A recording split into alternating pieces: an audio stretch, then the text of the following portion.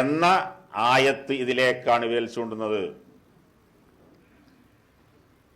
ഖിയാമത്ത് നാളിനെ കുറിച്ച് ഒരു അയറാബി ചോദിക്കുകയാണ്, മത്തസ്സാഅത്തു യാ റസൂലല്ലാഹ്, എപ്പോഴാണ് നബിയെ ഖിയാമത്ത് നാൾ? ഉടനെ മറുപടി പറഞ്ഞില്ല.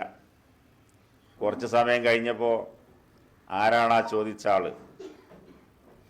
അയറാബി പറഞ്ഞു, ഞാനാണ് നബിയെ. ആ സമയത്ത് അതിന് മറുപടി പറഞ്ഞത്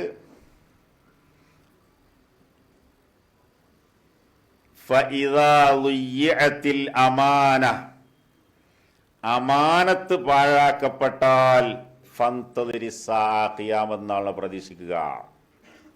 ഖിയാമത്ത് നാളിന്റെ അടയാളമാണ് അമാനത്ത് പാഴാക്കപ്പെടുക.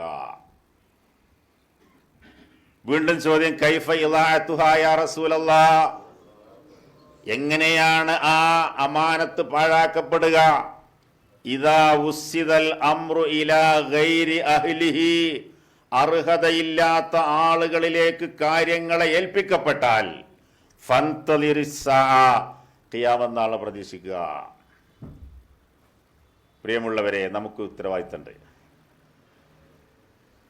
ബഹുമാനപ്പെട്ട സമസ്ത കേരള ജംഇയ്യത്തുൽ ഉലമയിലെ ഏതെങ്കിലും ഒരു പോഷകഘടകങ്ങൾ, എന്തെങ്കിലും ഒരു സാധാ മെമ്പർഷിപ്പ് ഉണ്ടെങ്കിൽ പോലും അതൊരു വലിയ ഉത്തരവാദിത്തമാണ്. കാരണം ഈ മഹിതമായ ആദർശം ഞാനത് സംരക്ഷിക്കേണ്ടവനാണ് എന്നുള്ളൊരു ബോധം നമ്മിലുണ്ടാവണം.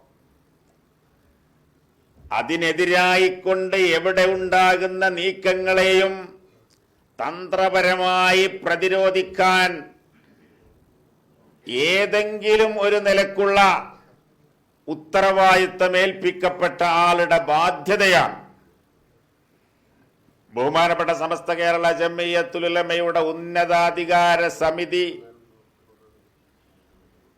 മുശാവറ എന്ന പേരിൽ അറിയപ്പെടുന്ന ഉന്നതാധികാര സമിതി, ആ സമിതി ഒരു തീരുമാനം പ്രഖ്യാപിച്ചു കഴിഞ്ഞാൽ ആ തീരുമാനത്തിന്റെ കൂടെ നിൽക്കുക എന്നുള്ളത് ഈ സംഘടനയെ സ്നേഹിക്കുന്ന, ഈ സംഘടനയുടെ ആദർശം ശരിയാണെന്ന് വിശ്വസിക്കുന്ന എല്ലാവരുടെയും ബാധ്യതയാണ്. അത്തരത്തിൽ സ്വീകരിക്കാത്ത ആളുകളിലേക്കാണ് ഈ സംഘടനയുടെ സാരഥ്യം ഏൽപ്പിക്കപ്പെടുന്നുവെങ്കിൽ അത് ഖിയാമത്ത് നാളിന്റെ അടയാളമാണെന്നാണ് ഈ മഹത്തായ ഹദീസ് നമ്മൾ വ്യക്തമാകുന്നത്. പ്രിയമുള്ള സഹോദരന്മാരെ, നമ്മൾ ഇതിന്റെ ഗൗരവം മനസ്സിലാക്കേണ്ടത്